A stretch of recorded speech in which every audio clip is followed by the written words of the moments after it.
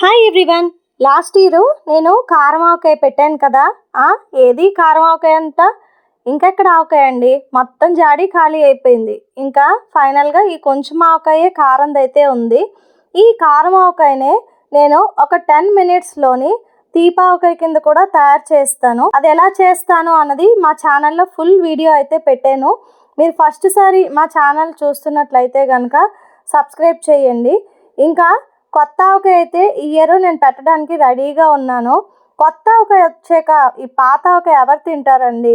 అందుకనే పాత ఆవకాయ అయినా ఒకవేళ ఏదైనా టేస్ట్ కనుక చేంజ్ అయిన ఆవకాయ కనుక ఉంటే ఇలాగా ఒక 10 minutesలో ఆవకాయనైతే ఇలాగా చక్కగా అయితే టేస్టీగా మార్చేయచ్చు. టేస్ట్ అయితే చూశాను, చాలా చాలా బాగుంది. నాకైతే సూపర్గా నచ్చింది. మీరు కూడా ఒకసారి ఇన్స్టెంట్ తీపావకాయని తప్పకుండా ట్రై చేయండి. Bye bye.